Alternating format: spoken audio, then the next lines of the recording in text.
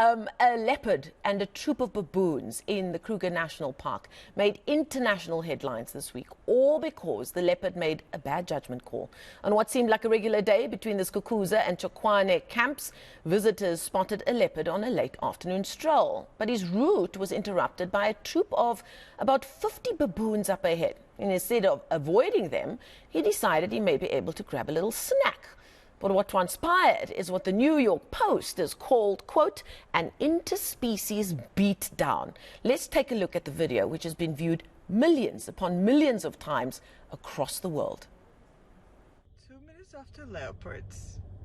Now our turn is with baboons. And they're literally sitting on the road, for God's sake. But there is a cute little one. The tiny little ones also with them. They're kind of trying to pass, but they keep sitting on the road. Can you imagine? Can you imagine that? He's still there.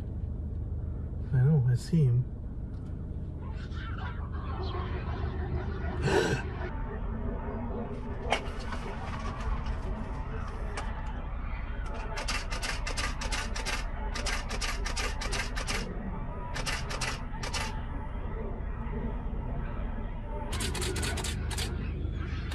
Wow! Holy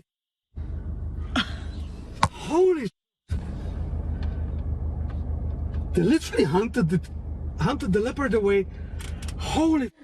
Well, that video there sent by Merv Merson Legal. I hope I'm pronouncing his name correctly. And with us in studio to talk about the massive impact that social media has had on bush tourism, we're joined by Nadav Ossendryver. He is the CEO of Latest Sightings, very popular online platform for where people send in videos and photos and information about where they've sighted what in the bush. Nadav, thank you so much for coming in. I've been following your various platforms for some time. I think it was on one of my trips to the Kruger, and I came across your Twitter account, and it was years ago. I think you had just about started out, and I said, well, here's a way to cheat the system of driving around for hours and not seeing anything. Thank you so much for joining us. Tell us where Latest Sightings started. Cool. I mean, as you say, like, it's a way of helping you see more animals. And the first time I ever went to the game reserve was to Kruger Park, and I was 8 years old, and we went and we didn't see much. But I fell in love. Like, after I think 5 days, we finally saw some lions, and when I saw those lions, I like begged my parents to go back every year since. But like, it's hard to find these animals. So when I was about 15, I thought, you know, why don't I make a way where people can share what they've seen? Instead of asking our parents to stop every single car passing by, asking if they've seen any lions or leopards, you know, give them a platform to share. And so I developed that.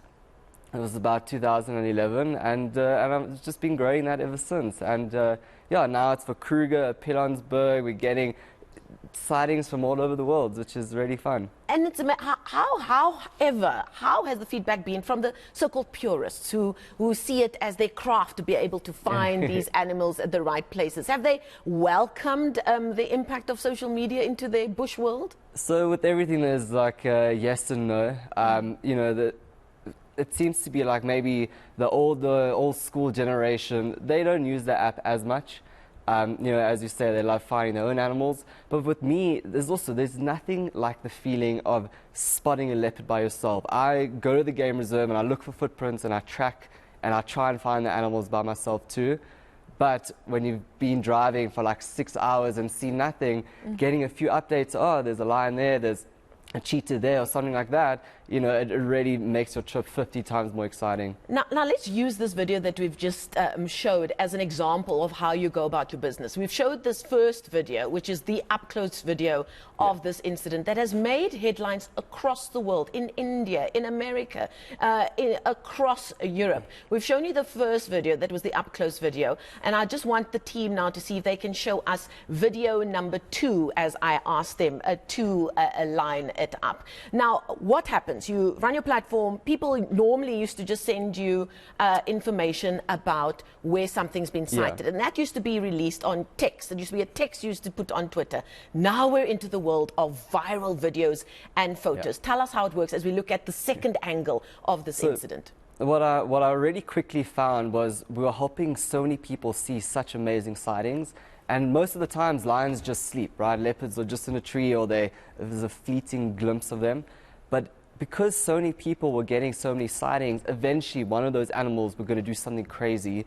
And because they were sharing those sightings on Latest Sightings first, in any case, we were getting access to amazing footage, whether it's photos or videos, before anyone else. So I thought, what a great way to market Latest Sightings, by maybe taking those videos, you know, packaging them in a way that is slightly more entertaining than just raw footage, putting it on YouTube, Instagram, Twitter, like all these different platforms, and hope people enjoy it. And we found that we were very good at doing that, and getting billions of views every year, and that's a way of getting people to get excited about their trip, to learn more about animals, to download the app, you know, Yeah. and that's it. Have you received any feedback of people saying, listen, I never would have considered going to the bush until I started All the following time. your various platforms on Instagram and that kind of thing? What are they saying to you? All the time. I mean, it's like the biggest reason I find why people decide to suddenly go is there's a crazy sighting like this, and they book through us. You know, there's a platform where they can email us, you know, we help them with their accommodation, stuff like that. Wow. And yeah, I mean, it's a huge reason. You know, if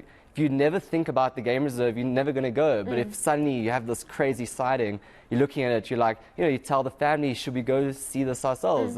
And yeah. And do you think our more traditional ways of going to the bush, our traditional organizations who've made that their business, if they embrace social media more, we could actually access a far bigger and even younger market to visit these glorious places that are right within our borders?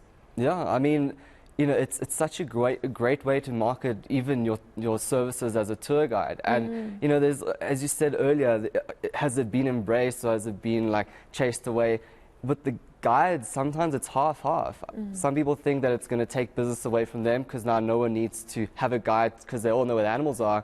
But it's actually the opposite. The guides who are posting their sightings on the app and sharing what they're seeing every day in real time, helping people, they're getting a lot of bookings through us, and they become famous. When they're in the game reserve, you're like, oh, you that safari, I see your sightings every day, and then they get bookings like that. So it's amazing to see when people embrace it, how it really does help, like, you know, just boost everything. Absolutely, and you'll still hear of people going to Kruger so many times and they haven't seen one leopard. Yeah. I took my folks for their first visit, and within an hour we found a leopard. And that's what's amazing about this. Merva, they were on honeymoon. Their first drive ever in the park, they got to see a crazy sighting like this. But not only that, is when people like that share their sightings with Latest Sightings, not only do we make it go viral, we share all the revenue from that video with them. So we split it, and you know, hopefully this is going to pay for their honeymoon. You never know. That is gonna even do well. better to know. Thank you so much, Nadav. I mean, first visit to the Kruger on honeymoon, and almost 150 million views later.